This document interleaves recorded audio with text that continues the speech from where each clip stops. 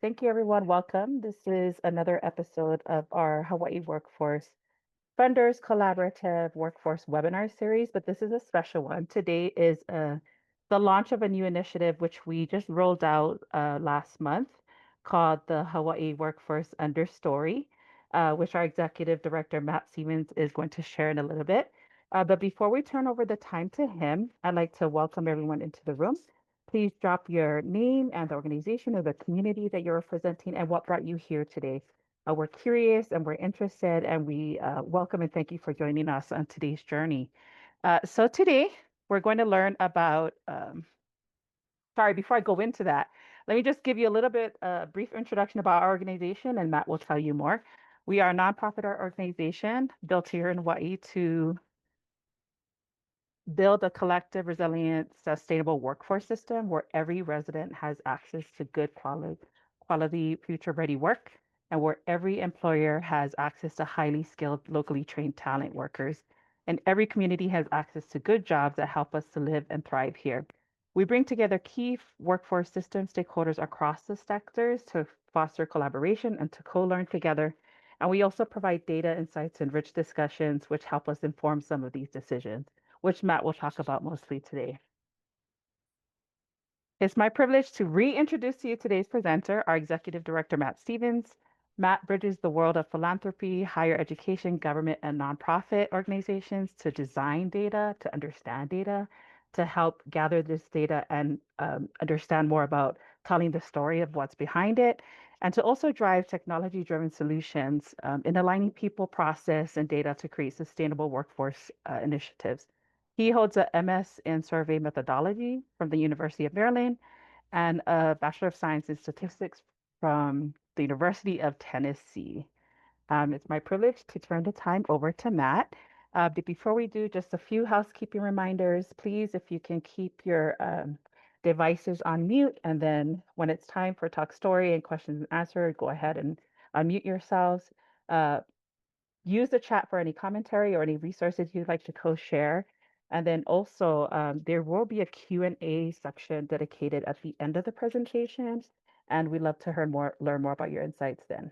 Okay, over to you, Matt. Thank you.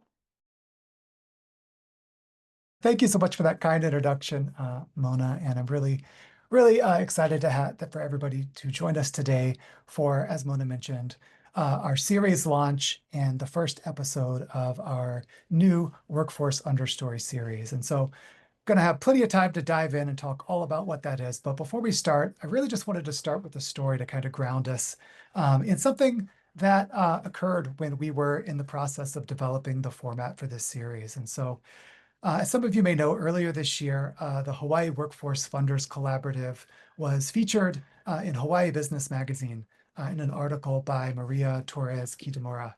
And the piece really dove into some stories about what it might actually take to fix a core problem in our economy, right? How do we connect more people to quality jobs in a way that's real and lasting? And the article was great, and I think it lifted up a lot of the great work. But what really caught my attention was something that Maria posted on LinkedIn when she shared the story. And so I just wanted to share that quote with you. She said, "My daughter lives an ocean away, but I have hope that that can change. Like many Hawaii parents of adult children, I've reluctantly accepted being apart from her so she can access more career opportunities on the mainland than she would at home. Working on this story gave me a glimmer of hope that some progress might be made in reversing this decades-long cycle of outmigration." And so that moment, right, of a journalist, of a parent, of a community member, reporting a story and leaving that process with just a little bit more hope for her own family stuck with me. Because I think we all know, right, this is about more than just jobs or about data. It's about people, it's about families, and it's about our community, and it's about our ability to build a future where the next generation can stay in Hawaii, right, and can thrive and contribute right here at home. And so I think I was struck, right, by this sense, right, that it reminded me that, of course, it's not data alone that's going to create alignment. It's that stories do. And that's the spirit, I think, that edge of how can data uplift stories, bring us around shared narratives in this series. And that's really the spirit of the space that I hope we can occupy today and that I invite you into this container that we're creating with today's session to really share the first of what I hope will be many episodes of this new series. And so, I think that story gave a little bit of background, but why did we create the Workforce Understory? I think as many of you on the call, I see lots of familiar faces here who I know we've been in conversations with. But as a state, we're in the process of making bold commitments to improve outcomes for our learners. But while we can agree, right, that over the next generation, we really want to ensure that we can keep the next generation here by improving our workforce and our economy, we don't yet have that shared infrastructure to know whether we're making progress. And while there's tons of really great dashboards out there that already exist, they're really designed to monitor the performance metrics of a single agency, or in some cases, right, when we think about federal funding like WIOA, even just a single funding stream. But there's nothing that really allows us to answer those bigger questions, right? Are young people finding good jobs? Are the investments that we're making as a state reaching the people and the places that need it most? And are we collectively making meaningful progress towards a future where everybody can thrive? And so that's why we created the Workforce Understory. And really, as I said, it's a space to explore what's emerging beneath the surface of Hawaii's labor market, right? If the tall canopy of trees, right, are our usual economic metrics, how can we really understand what's happening today at the ground level, those leading indicators of success? And so through this, over the next 9 months and 5 additional releases with this first season, each release will explore a different workforce challenge or opportunity through some combination of projections and data visualizations that really show what's emerging, really trying to drill into those deeper levels, right? County level, sector level, wage threshold data that might not show up right in the dashboards that exist today. We really want to pair those quantitative and those qualitative insights. So as we share data and share data visualizations, and are pushing this conversation forward, we really want to hear from you, from your organization, from the people doing this work, from the people on the ground that your organizations serve, to really lift up those qualitative stories that add in that lived experience. We want to create interactive tools and guided activities that really allow people who may not consider themselves to be data people to dip a toe in, dip a foot in, jump all the way into the data, and really have the guardrails to support deeper learning and sense making. Because we can start the conversation, we can build dashboards, but it's really the insights that you all bring and contribute into this conversation that I think are going to allow this to iteratively grow over the coming months and hopefully years. And then we're also going to have webinars and hopefully at some point in-person convenings, really trying to create those places where we can reflect, share, and shape what comes next. And so as I said, we're going to release 6 episodes exploring key workforce questions. As we do this, as the conversation evolves, we're going to prototype county level dashboards and shared metrics that really uplift those insights from youth, community voices, and frontline leaders. And our goal is to build a clearer and more connected picture of workforce opportunity across our state, and to allow us to start to create the tools that help us to, I think, first, slow down, right? We hope this is a space where we can ask deep questions, and then start to, as a group, right, align around what matters most. In addition to sharing those insights, we really hope that through the website, through the webinars, and through the broader conversations, we're creating that space for shared sense making, place-based equity, and a more relational approach to how we can use data together. And so I think, as I mentioned, there's really a story for everyone, to take that kind of language from Crisis to Opportunity report, where we really focused on there's a role for everyone.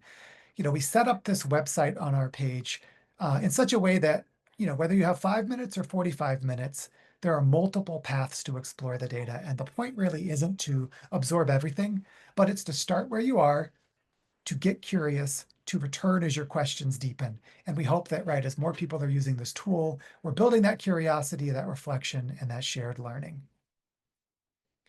So before we dive into episode 1, as kind of the last part of our launch, how do you find your way into the Workforce Understory? Well, within our hawaiiwork.org website, you're going to go to the resources section. And that's probably the place where you most interact with our website if you go there already, right? That's where you find our webinar series, our library of our workforce reports and other workforce reports that we've gathered, our blog. But now there's this new section at the top called the Workforce Understory. And when you click into that, it will take you into a page where you can click into episode 1. And as I mentioned, it's really set up to be a choose your own adventure. If you want the executive summary, if you're somebody who needs fast, shareable snapshots and want that, be able to print an overview of the key insights with those static graphs, right? You can spend 4 to 5 minutes. You can go there and you can have that PDF and be able to share that with others to invite them into the Workforce Understory. If you're talking to a policymaker or to your supervisor or to a decision maker, and you want them to be able to quickly get those interactive insights. What are the 5 takeaways? I don't have time for the full episode, but I do want to be able to click into some data visualizations and be able to understand the insights that we're recommending and see the data that really tells that story. So click here and it'll take you to 5 of those. For people who have, probably more like 15 to 20 minutes, click in the full episode.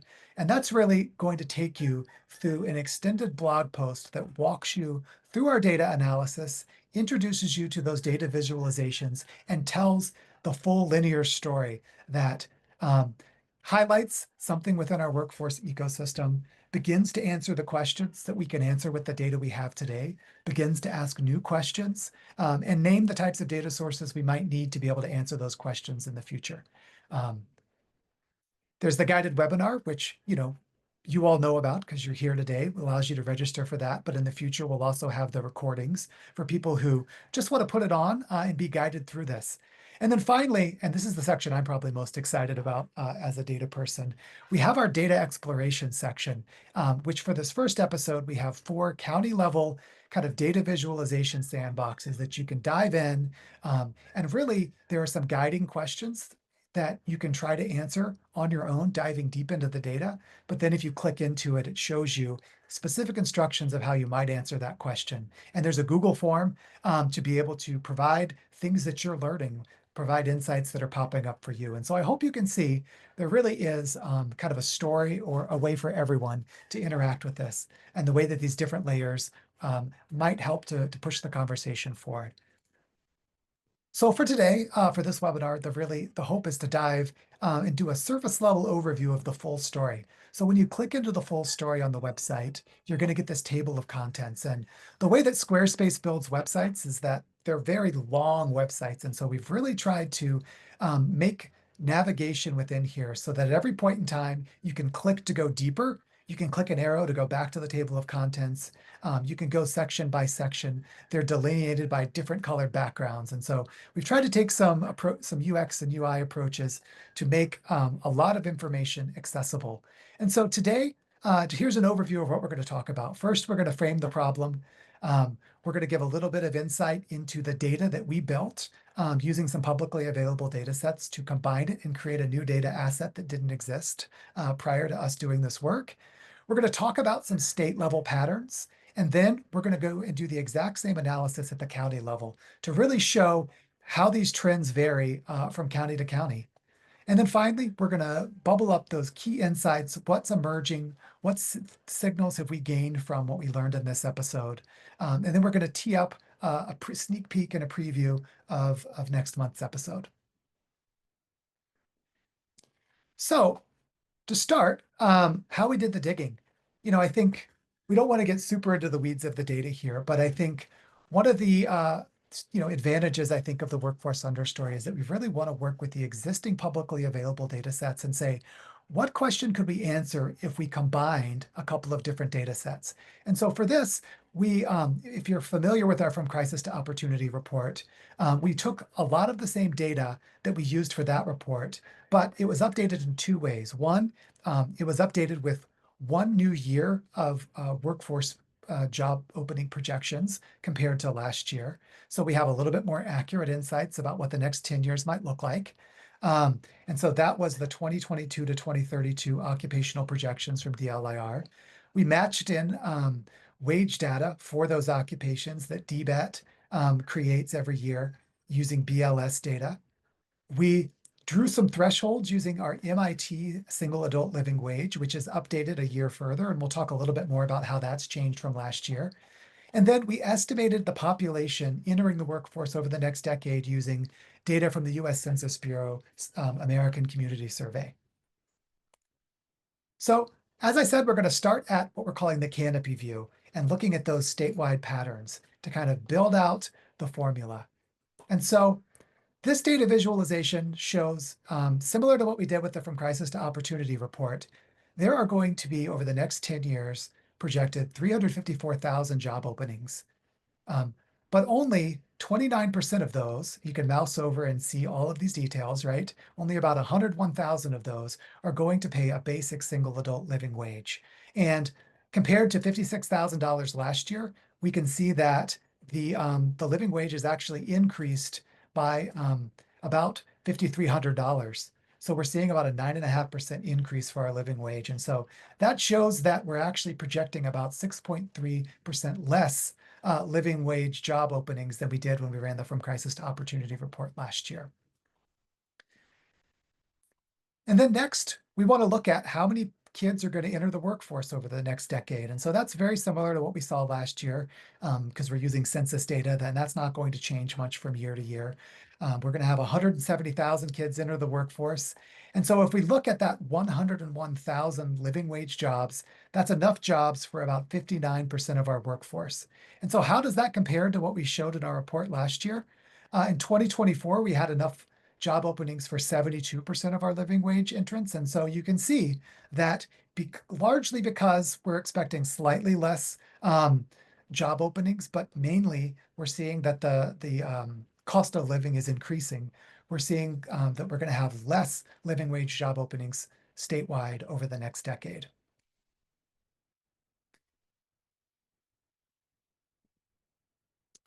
So then we offer up two more data visualizations. The first question that comes to mind is, okay, there aren't going to be enough living wage jobs for everyone. So let's understand what's going to be needed for students to be able to access these living wage jobs. And then when we look at trends of educational attainment, we can start to answer that question of who has access and who doesn't. And so when we look at below living wage jobs, and so just to show you how this data visualization works, if you click on below living wage, you can see that a majority of those jobs require no education or a high school degree. And you can do that by percentage and showing what percentage of jobs require different amounts, or you can see the number of jobs, just clicking these two different things. Then if we look at above living wage jobs, you can see that there are basically two different distributions. There are a group of jobs that require a high school degree, about a third of the jobs. And then there's a group of jobs that are going to require at least a bachelor's degree to get those living wage jobs, and that's about 41%. So that gives us a high level trend, but it doesn't necessarily tell us which types of jobs are going to require these. And so let's go in and, sorry about that, what occupation groups are going to have the most job openings? And so if we look at below living wage, you can see that those are going to be in occupation groups like food service, administrative, retail sales, and transportation. But those above living wage jobs are going to be in things like business management, construction and repair, healthcare, and education. I'm not going to go further into detail for the sake of this webinar, but I do want to remind you about that data exploration section of the Workforce Understory, because we've built some data exploration tools at the county level that allow you to cross those last two things and say, okay, which occupations specifically require different types of education and what types of wages do we expect them to pay in different sectors at the county level. So that shows the high level trends of what's going on. But I think one thing that we raised, in our From Crisis to Opportunity report last year was just looking at where job openings are today. We know that, most of the job openings that we see across the state are on Oahu. And while we have multiple job openings for job seekers on Oahu, on neighbor islands, we know that trend is reversed, right? Where you've got, in some counties, 2 job seekers for every open job. And so we're really excited that DLAR released county level data this year.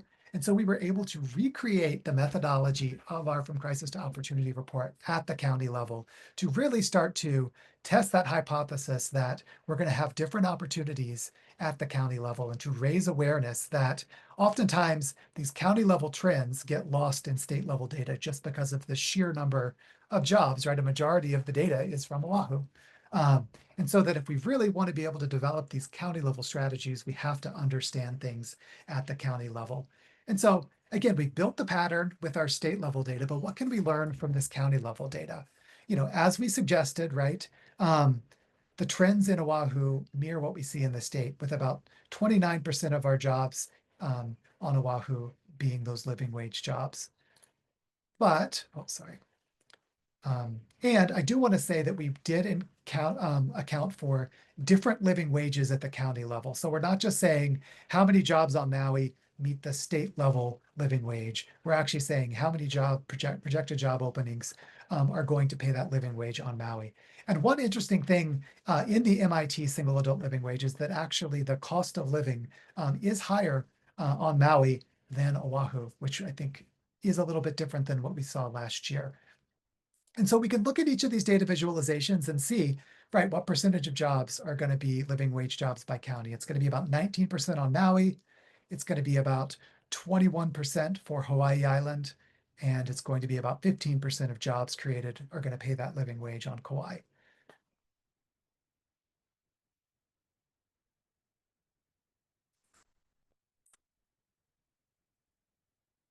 And so now we can go into that county level data and start to see, if we're looking at the number of youth entering the workforce in each county, how does that count of living wage jobs compare? And so by mousing over, right, we can highlight and see what percentage of the 116,000 kids on Oahu entering the workforce will have access to a living wage job. We can see that we have enough for 62% on Oahu, 45% on Maui, 34% on Hawaii Island, and about 29% on Kauai. So again, this doesn't tell us what the solution is, but I think for policymakers, for people not in this space, it raises the urgency, right? The same way that we're, saying statewide, we've got to make some big investments to be able to turn this around at the state level. It shows that we need to make some pretty drastic investments, adapting to the county specific needs on our counties. I am seeing some questions come through the chat, so I am going to pause there for a second and just take a look at a couple of the questions that came through. Yeah, Matt, there was one before that. Richard asked if the Alice minimum wage level had increased since last year, and then Marshall has his question about the decrease in living wage jobs attributed to the cost Yeah, of living. I'm going to need to check on the Alice. I know that they do a pretty detailed kind of basket of costs and bills, right, and things. And so I would imagine that it has increased too, but let me check on that and get back to you. And then Marshall asked, right, is the decrease in availability of living wage jobs attributed to the fact that wages are not increasing at the same rate as inflation or cost of living? I think that could very well be something that needs to be dug into for sure. I think that the high level takeaway, which again needs some more analysis, right, to really answer this, is that there is something about that our economy, right, that isn't necessarily providing those opportunities for our next generation. So something there isn't keeping up, right? And I think these are really great questions. They're going to help us understand as we dig into the data and understand a little bit more, the types of solutions that it's going to take.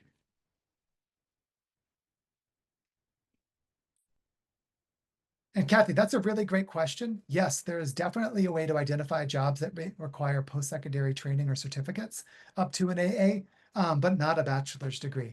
And actually, that's a really great tee up for the next slide. So thank you, Kathy.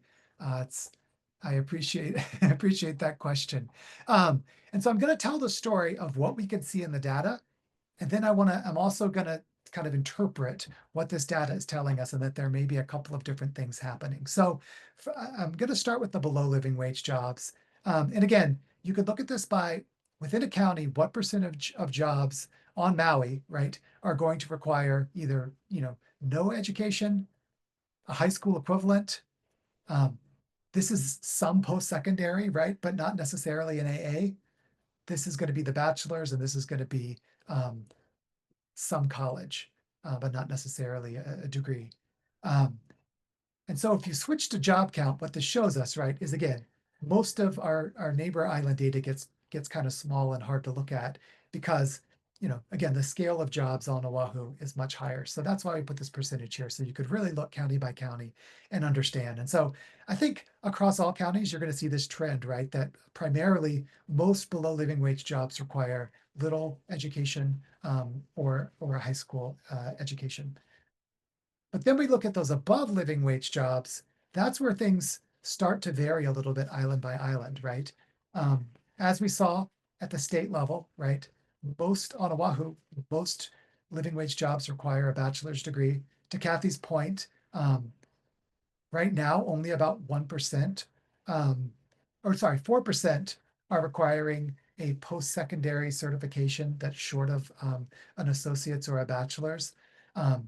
That could be a limitation of the data. This is really coming from DLIR and what they're using as their requirements. And so I think, we know there's a lot of great work happening in kind of post-secondary short-term certifications through our Good Jobs Hawaii program. And so I think digging into that data a little bit with some of the key stakeholders can help us understand, are there occupation certifications that aren't showing up in DLIR's data because the community college system has done such a great job creating these to rapidly respond to employer need. And so that could be a data limitation, right? In a place where this data visualization is showing us a need to bring in some additional information to show the real opportunity there.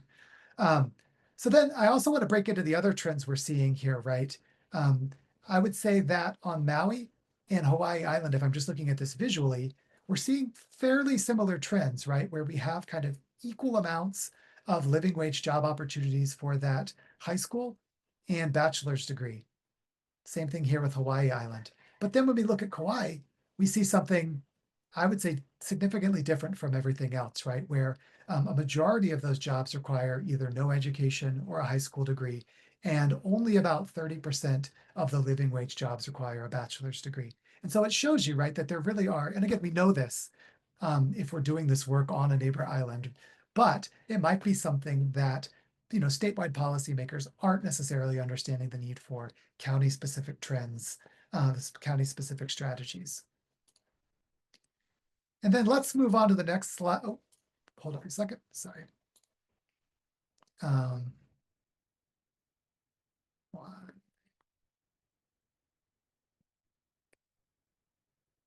Oh, here we go.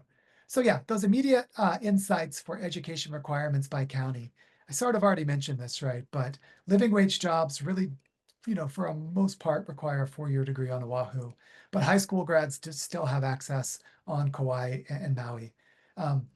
To Kathy's point, right, very few roles in our data set require an associate's degree or that short-term post-secondary credential. And so one of the insights that we've really raised up for this first episode is that, there are some underutilized middle skill pathways. And I think that could be a really great place to build upon, right, with that great work that Good Jobs Hawaii and that short-term non-credit skill certification can really be the pathway into emerging living wage jobs.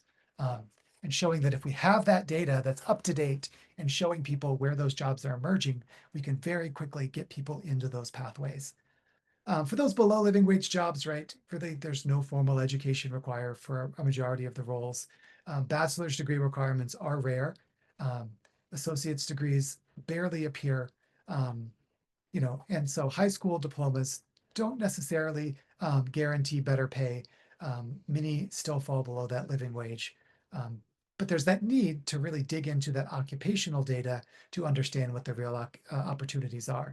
And so this one's a little trickier to get onto one screen. I encourage you to go to the website for this, where we've got similar bar graphs by occupation. But I use this kind of radial graph. One of the limitations is if you click into a county, you could really see the details of where are those above living wage jobs going to be on Hawaii Island. You can see most are going to be in business management, construction and repair.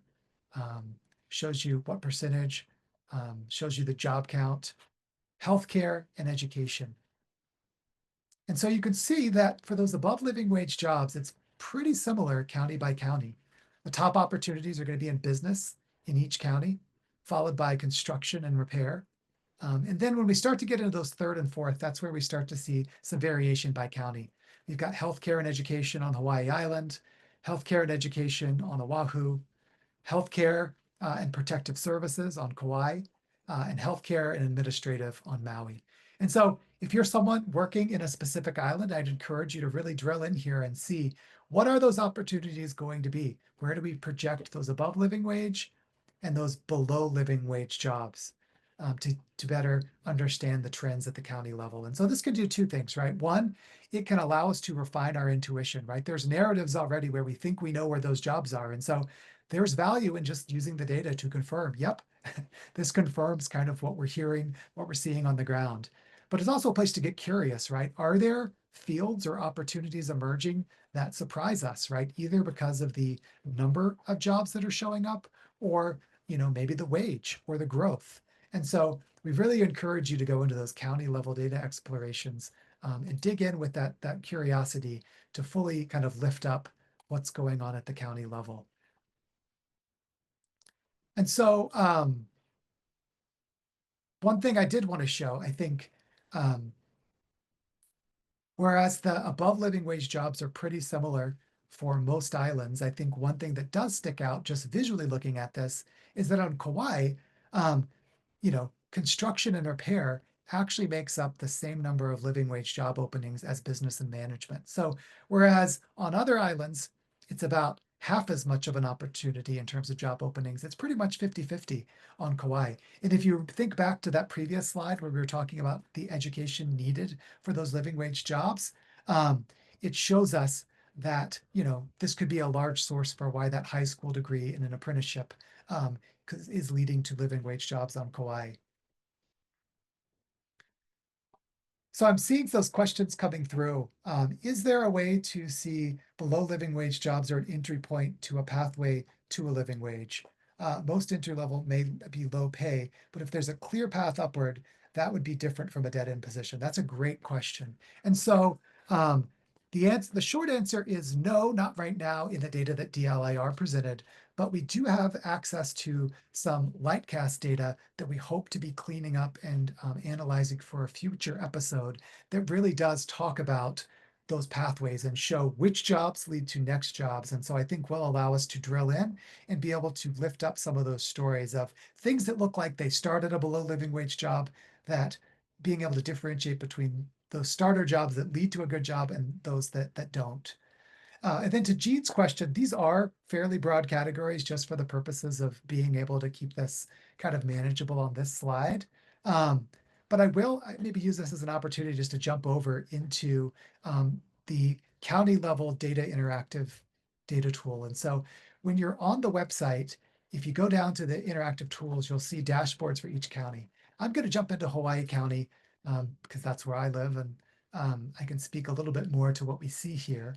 And so it gives some instructions about how to use this, but I do want to show, and this one's a little bit small, so I'm actually going to pop out to the full size data view so that we can see this full screen.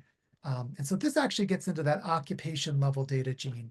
And so we can go and say, we can see all jobs, and within this circle, we can see, how many job openings are we expecting to see? We can go into the above living wage. And then, so for instance, business and management is a very broad topic. But when we click into this, we can see that, oh, these are business and management. These are supervisory roles, occupations in different industries. And so actually, this kind of answers Kathy's question a little bit too, right? We can start to see that, okay, maybe being a farmer isn't a living wage job. But when we look in here, we can see that with 5 years experience, if we're able to get that farmer, rancher, or other agricultural management job, there are going to be 1,100 openings over the next 10 years, and they pay $63,000 a year, which is an above living wage job on Hawaii Island. And so we don't have the data that just automatically shows us those pathways, but I'm hoping that if you spend some time digging in here, we can start to draw those conclusions for ourselves, right? So just to kind of reiterate that story I just told, right? If we go into farming, fishing, and forestry, we can see, right, that a farm worker is going to pay $48,000. It requires no education and no work experience, and maybe a little bit of short-term on-the-job training.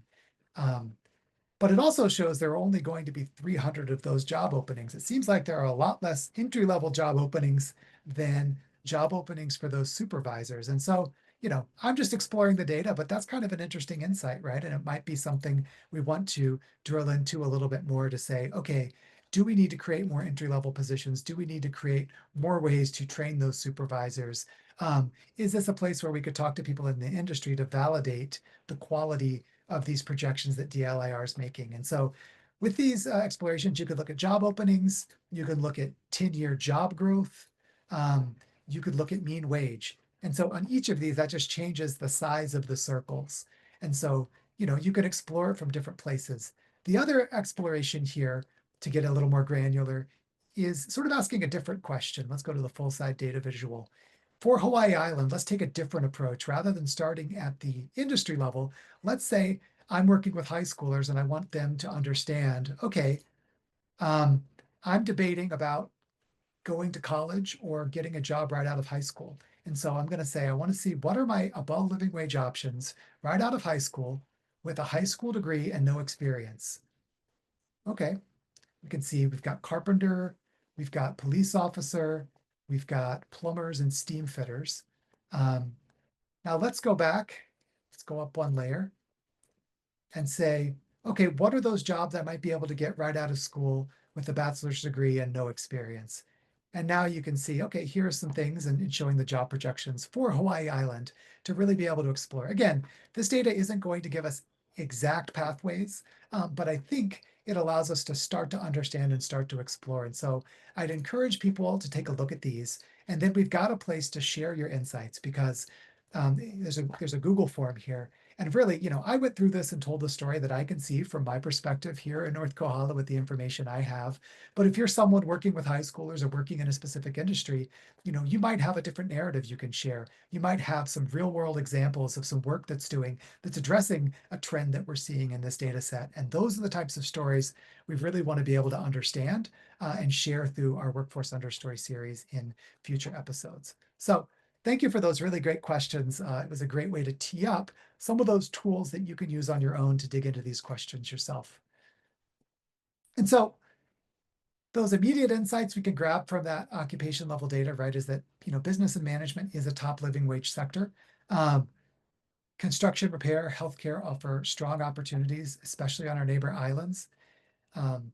Education shows up as a living wage job on Oahu and on Hawaii Island, but it may fail to meet that living wage threshold on Kauai. And then our high wage sectors are really engineering, technology, and legal. But for the most part, those are clustered on Oahu.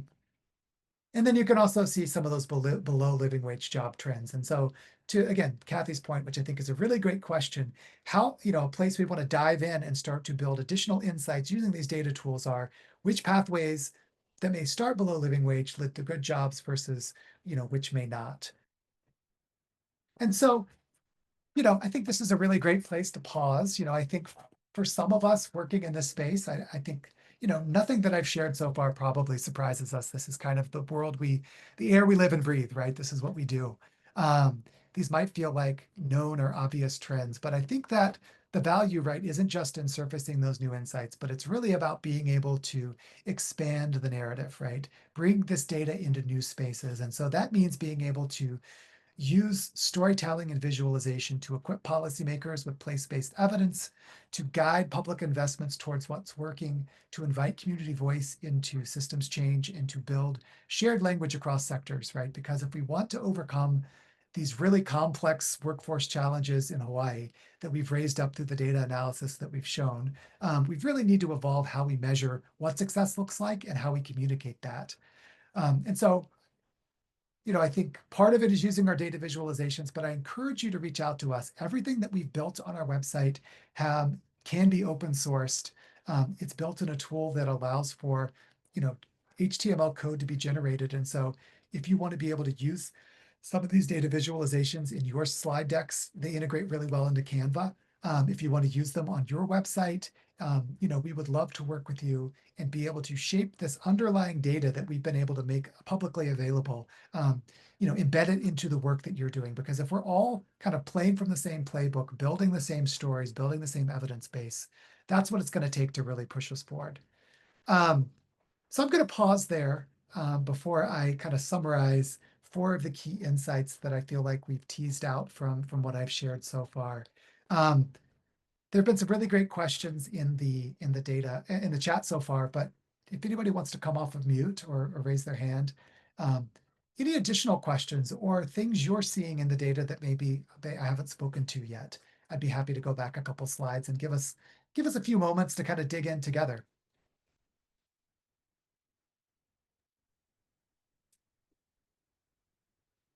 Great. Thank you so much, Matt. Any questions?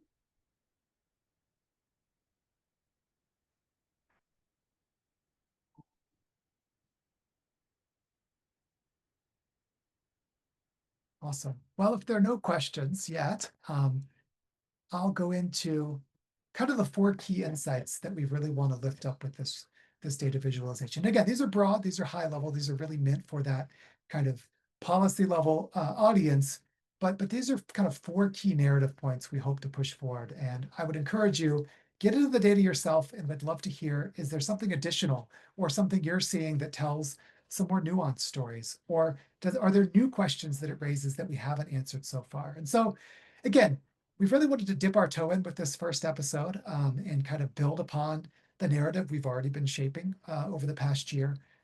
So insight 1, again, probably pretty obvious, but economic growth alone doesn't ensure access. Jobs are growing, but not all jobs are good jobs. Every county, many new jobs are projected, but less than half are going to pay that living wage. Access really is unequal. Living wage jobs often require a bachelor's degree or years of experience, or they're concentrated on Oahu, right, where a majority of people in our state live. And so, I think it's really important when we see articles or narratives out there that are just kind of focusing on economic growth as a measure of success, being able to remind people, right, there's more to the story and we really need to dig in. And so for me, this raises questions of like what policies or employer actions can be taken to grow more living wage jobs. I know that's a conversation I've had with many of you on the call. And I think it's a mix of things, right? Are there certain jobs that are like right there at the living wage threshold that if we were actually able to bring the cost of living down a few percentage points, could bring existing necessary jobs above that threshold? I think that's really exciting and interesting analysis that we could, do with the data that we have in the future. What industries are most likely to expand quality employment?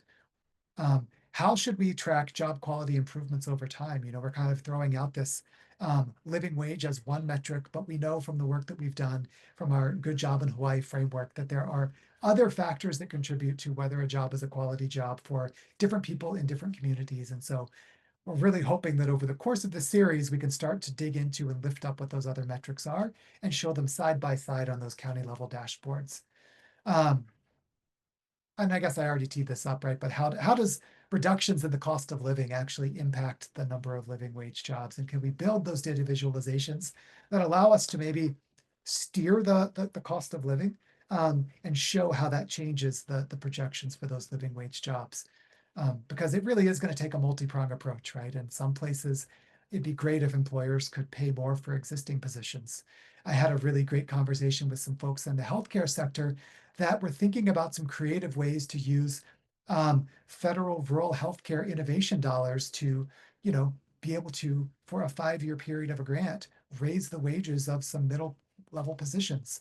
And their theory was that if we could raise the wages for 5 years in those positions and get enough new people to come into those positions and keep them, does having 5 years of those higher healthcare costs actually allow us to recalculate our formula and draw down enough to cover those living wages for the foreseeable future? And so that's just one example in one industry where we could do something creative, right, to find additional ways that to bring in some wages and show this thing that we all know, right, that we need to pay more, that our wages need to align with the cost of living, that if we can invest in sectors that are going to bring down the cost of living, that we're going to create this kind of flywheel effect, right? That is a part of that better future.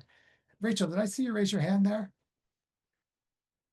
No, I was just thinking that these are all such great questions and great research. Yeah, no questions on my part yet. Just a great conversation. Thank you, Matt. Yeah, thank you. Um, and yeah, so as I said, we hope to pose the questions and make the data available, but there's probably more questions that we alone could answer. So really look forward to this community we're building together to be able to dig in. Insight two, as we've lifted up here, right? Geography shapes opportunity, but how can we get more granular and really understanding that? We've shown some high level, right? We've shown that there are differences in opportunity in projections based on this very precursor data that we have. But we've already started conversations with some of our county level partners. Appreciate the folks from MEDB being on the call today and for hosting us a couple of weeks ago to come out and hear how they're already using Lightcast data and how they're working with specific industries. And so again, we want to use the Workforce Understory as that starting point and being that platform where we can bring our insights together, but that, we really do rely on the expertise from our county level experts. And so want to be a resource and a partner in driving this work forward. And so questions this raises for me, right, is, which communities face that largest mismatch between the number of youth entering the workforce and that job opportunity at a more granular level if we're looking at zip code. What economic development strategies can really grow those good jobs on neighbor islands? And so I think, again, we just looked at one data set, but I think a next layer of this would be to look at the SEDS, right? The great work that groups like MEDB, the economic development boards on every county are doing, right? To say, here are the industries that we see growing, here are economic development strategies, and being able to drill into how those strategies have a potential to generate more job openings and more living wage job openings above and beyond what DLAR is projecting right now. And being able to use this workforce understory to start to draw out those projections and show some different scenarios, right? If we lean really heavy on this industry on Hawaii Island, does that get us closer to meeting this goal? And so really being able to layer those investments and those pilots that we're trying to really build a cohesive strategy. Um, and finally, what does a geography specific pathway look like, right? We have data that shows like what are the training programs it would take to start maybe at a below living wage healthcare job and then move into a middle level position and then move into 5 years plus experience for that above living wage job. But what campuses provide the training? Are there things that I could do from North Kohala? And so being able to take that data exploration tool that I've already shared and overlay even more granular geographic data to be able to limit how far do I want to have to drive to get that degree? How far do I want to have to drive to go to work? Which of these jobs might be able to be available remotely? And really create that vision for that geography specific pathway. And this matters, right? Because we know that what works in one place may not work in another. And this is what building place-based strategies that reflect the unique structure, scale, and opportunities really looks like. Insight three, middle scale pathways are under leveraged, at least in terms of what we're seeing in this data set. As I said, I think the great work that we've seen with our Good Jobs Hawaii upskilling, again, to what Kathy's just saying, extending beyond youth, right? Who's in a mid-career change right now, who's already in the workforce? How can we ensure that there are those middle skill, mid-career, ways to upskill and change? And so, right now the data shows very few living wage jobs associated with associate degrees or short-term credentials. And so how can we really build out the data that helps us understand that, both right now, but also as we think about emerging living wage jobs that don't exist yet, new jobs that may be enabled by AI and technology. How can we not only build the data, but build the pipelines to be able to get up-to-date data to align training programs with those projected jobs and their wages? And how can we strengthen those short-term credentials, right, as those pathways to good jobs? There's amazing work already happening, and how can creating more data make this more accessible, these opportunities more accessible? And finally, insight four, as I've sort of teed up, we need aligned data-informed innovation across our state. A shared picture of opportunity is essential. And I think if you've heard me talk about the 20-year generational workforce commitment that's emerging in our state, I think we're seeing that, right? Where the data and the story about what the future for our next generation looks like shows that we need big, bold investments. That shared picture of opportunity is essential. And we all need to be working towards that shared vision. But equally important, right? We need to agree on those same set of leading indicators, those signals of what success looks like. And so that's really what I think the long-term goal, as I mentioned, of this workforce understory could be, to be a place to kind of be a sandbox and to test and have those conversations together about what those measures of progress look like by county, how that data can guide the investments that we're making, and how we can build a stronger culture of data across all stakeholders. The data won't answer every question, but it will help us to, come under that big tent of the generational workforce commitment to be able to ask better questions together.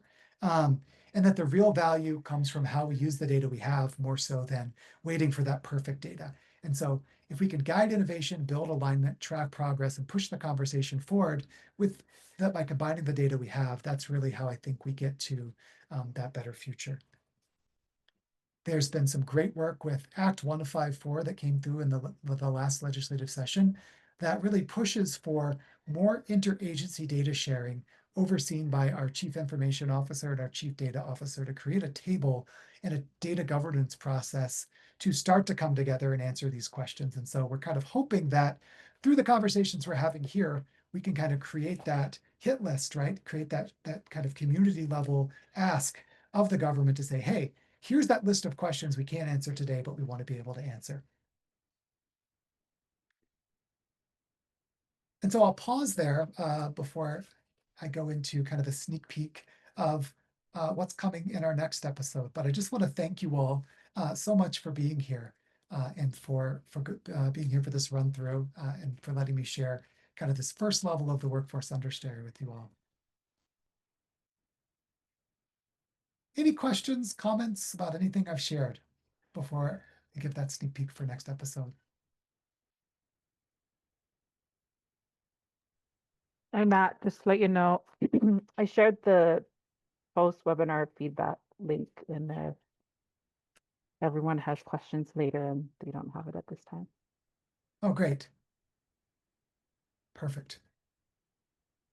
Thank you so much. All right, well, we just have a couple of minutes left. And so we'll use this, sticking to the kind of episode metaphor, right? Kind of the sneak peek for what you could expect in the next episode of the Workforce Understory. So here's a sneak peek for what's coming, tentatively slated for the middle of November. There we go, typos. So episode 2, we're taking this pattern, if you've heard us talk kind of more generally with our generational commitment, there's kind of 3 facts that we've been sharing to bring people around why we need a generational workforce commitment. The first is, what we talked about this episode in our From Crisis to Opportunity report, that we're not seeing enough living wage jobs for the next generation in Hawaii. But the second point that we usually speak to is really around this idea that Hawaii has the highest underemployment rate of any state in the nation, with only 43% of our 4-year college graduates able to get that college level job within 5 years of graduation. And furthermore, we share this analysis that we've done by comparing median annual wages normalized for each state's living wage to show what percentage of living wage do learners in different states expect to earn at different levels of educational attainment. And from what you can see, similar to our underemployment data point, Hawaii ranks at the bottom at every category. And some of that is because of our high cost of living, but some of that is because we have that high underemployment rate, right? Where our bachelor's degree, our graduate degree learners we're statistical outliers compared to the distribution of every other state in the country. And so while we've been sharing that, and that's been a very effective data point to get people's attention and say, oh my gosh, we need to do something about that, it doesn't really lean into kind of the story about what's working right now, right? Because 43% is not a great number, but it is working for 43% of our degrees. And so how can we look at the data points that we already have? What information is there that shows us, you know, what we can do? And so what can that publicly available data show us about the relationship between education and employment outcomes? For which populations can we actually track those employment outcomes? And where are the blind spots? And what are the limitations of our current data ecosystem? And so we're going to be able to look in and be able to uplift, are there degrees that are leading to those college level jobs within 5 years? And are there degrees that maybe aren't? And that's not to say, kids should only do this and not that. That's definitely not the story we're trying to tell. But what can we learn about where we can steer people and give learners the right information to make decisions in the short run while we're still making these big investments and trying to build a new system over the next 20 years, right? That will turn some of these trends around.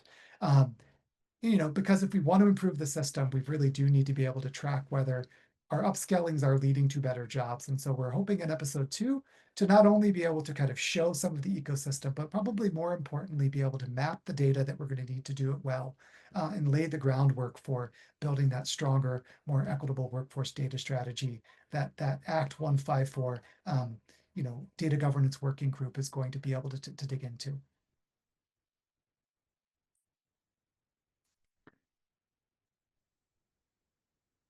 So Marshall, I think that that is a great question. Are there any state level data we're not collecting, but we should in order to better track our workforce performance? And so I won't give away the total spoiler of exactly what those are, but I will say that in episode 2, one of the things we're going to look into is that when we talk about that workforce outcomes data, it's right, being able to understand what are the wage outcomes for different training programs and different states.